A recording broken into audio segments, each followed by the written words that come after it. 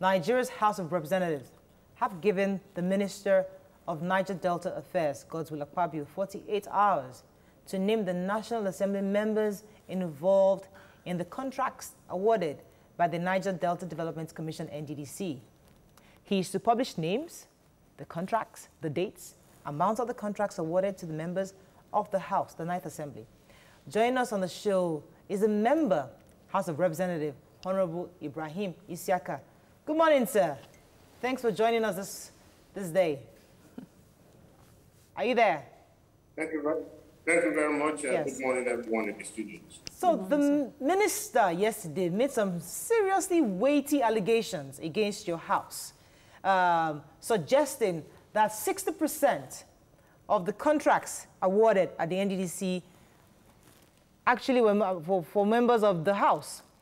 And these allegations are pretty weighty, and we've seen that the Speaker has tried to give him a 48 hours to give us that list. But don't you feel that the allegation in itself speaks volumes and can actually damage the image of the House? Well, thank you very much for that question. It depends on the angle you are looking at, the media and then the public. First and foremost, as a member of the National Assembly and under this current leadership, I have carefully studied the staff, and I have seen that all they are trying to do is to consolidate and bring together all the troubles in the Niger Delta region and see how best the intervention programs can work for the betterment of that area.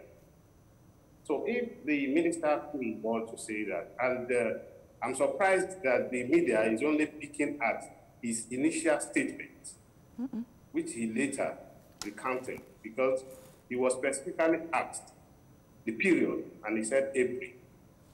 And when he said April 2018, the chairman of that committee, Honorable Njoud, as at that time, was a member elect. He has not even been sworn in, talking of knowing whether he be the chairman of NDDC. So let's take that aside, but on record that the chairman later recounted that story. So why it is still trending, his first statement is to my own chagrin. Right, okay. So, then secondly, if the minister says 60% of the projects were allocated to the National Assembly, for a matter, without any prejudice, because as I speak, I'm not a member of NDDC as a committee. But I want to tell you, and let it be on record today, that it is the duty, among others, of the National Assembly members to struggle, beg, lobby, appeal that projects be facilitated to their federal constituencies. So perhaps if he's able to throw more light, as the Speaker already succinctly put yesterday, that he should go and list. As far as I'm concerned, I'm not too sure that any member of the National Assembly would have a company and give his company to them that they should give contracts to. All right. Okay. But if the fact is that he says, as he said, 60% to the National Assembly, I'm not too sure it's bad for National Assembly members to beg them that they should facilitate some certain projects. Okay. All right. Let me get a few more questions in for you. So, sir, we all watch the videos that have been, all over television and social media. And I'd just like you to help explain, from your own point of view. It seemed when he started talking about these contracts that may have been given to the National Assembly, it seemed like the chairman was trying to shut him up. And that is what a lot of people are worried about. Was he about to say something that was indicting, something factual, and would be embarrassing to the House, and so he was shut down? Or are you saying that we misunderstood what we saw? Apparently, definitely, that action was misunderstood, grossly misunderstood. And with due respect to the chairman in seat as at that time, who is a new member and the deputy chairman of that committee. You know, there have been so many dramas, and to the right thinking of any individual, we have not forgotten the memory of a certain minister walking out during a shouting match. That chairman was carefully, with maturity, trying to avoid such a scenario or situation. That was the reason he tried as much as possible to calm down everyone so that they will be able to speak to the documents. The documents before that committee is about 80-something billion spent within certain period. And even if there are issues outside the alleged misappropriation of malfeasance of spending 80-something billion, that's another case for another time. Okay. And of course, when you called for investigative hearing, it's expected that you submit your memorandum or memoranda, as case may be, if there are many. So the issue at hand is about 80-something billion. Right. So if there is still any axe to grind, so the chairman does try to control the situation so that it will not snowball into shouting match to the extent that they will say, okay, somebody is walking out of the National Assembly. Point taken, sir. The Assembly is getting out. Okay. That was what he tried to do. Let me clarify what you just said, that it is normal for members of the House of Representatives to lobby for their federal constituencies to get certain developmental projects, and clarify it with when you have a company that you lobby gets the contract to do that project in those constituencies. Because what we are debating here now is that certain lawmakers have phony companies that get these contracts, but they do not deliver with the contracts. It is completely separate from when, and I don't think lawmakers should be lobbying for that issue. There should be an order for every constituency to get those projects done. And instead of lobbying, you should push that your constituency's project has not been done. You can raise that and protest it. Please help me clarify what you just said, and so that we have proper clarity. Okay. You have not said anything different from what I've just said. If you push that projects come out to be done in your constituency, it's the same thing as no, then you don't have to use your company. That you are talking to me. If your road is bad, you will shout at it. You will go and meet the chairman of the government and tell him, please, I can't pass this road if it is strong C road.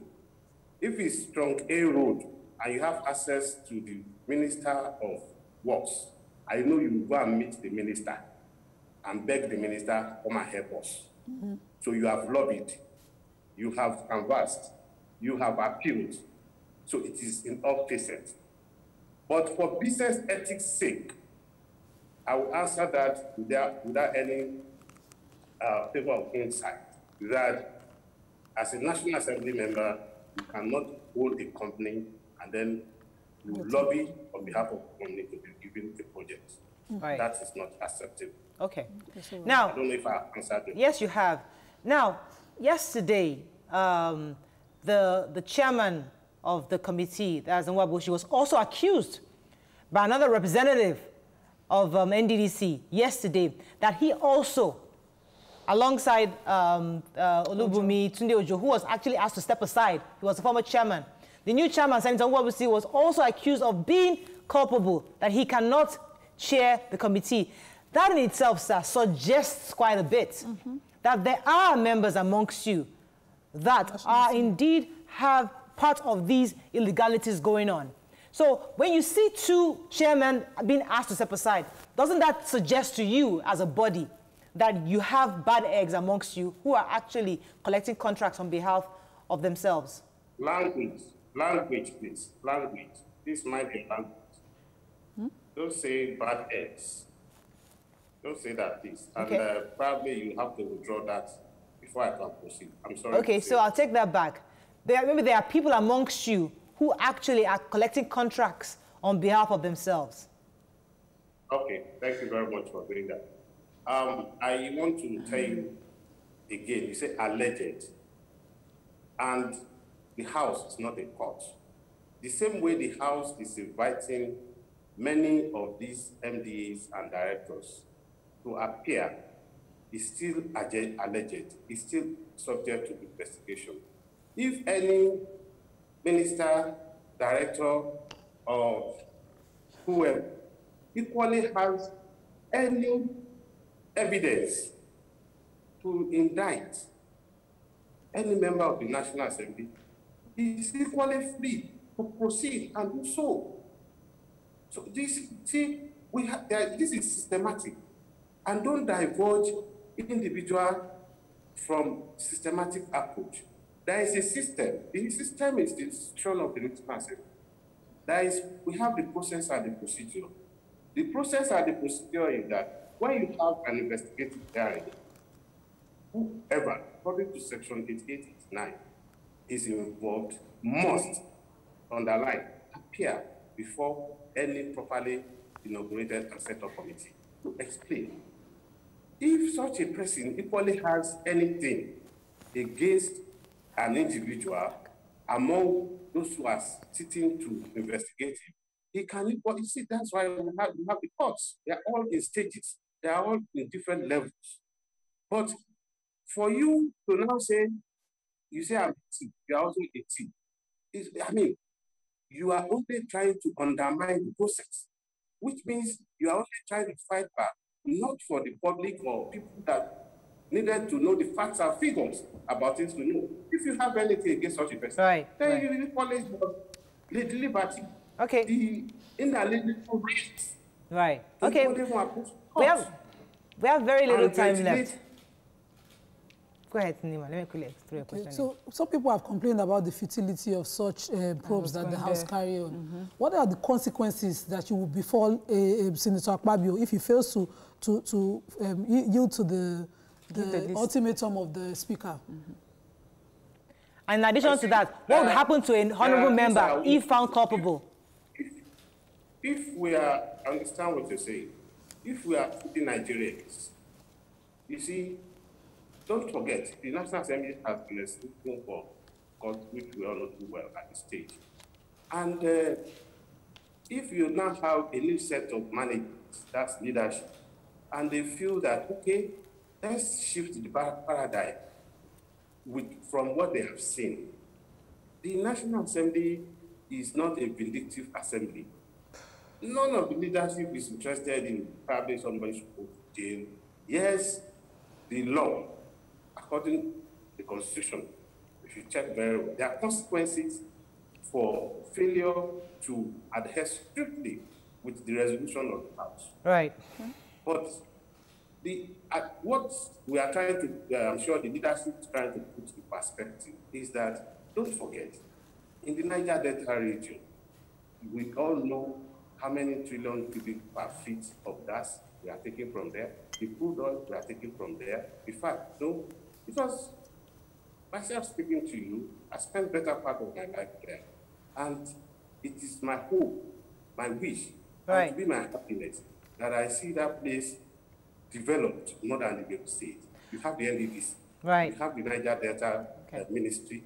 You have, even very soon, they are going to care about the Petroleum Governance PGIB, which is all-encompassing. Okay. We have the 13% derivation. We have the Ogoni cleanup. Right. We have the amnesty program. Okay. If you put all this together and even the way the governors are trying to strive to make sure that the place is developed, if there is no synergy, if there is no way we are going to put everything together and put them on the table, and then look at what they actually need. Right. There is no how the House can intervene. Exactly. So we have to. Unfortunately, we've run out of time, sir. We've run out of time, sir. I do apologize. We'll have to stop at this point. Thank you very much, sir, for shedding some light. We'll continue to monitor the story, and hopefully, Minister provides the names of those who is accusing of collecting contract from the NDDC. We've been speaking with the member, House of Representatives, Honorable Ibrahim Isiaka. Stay with us. We'll be right back. You can watch Your View on TVC every Monday to Friday, 9 a.m. to 10:30 a.m. Nigerian time on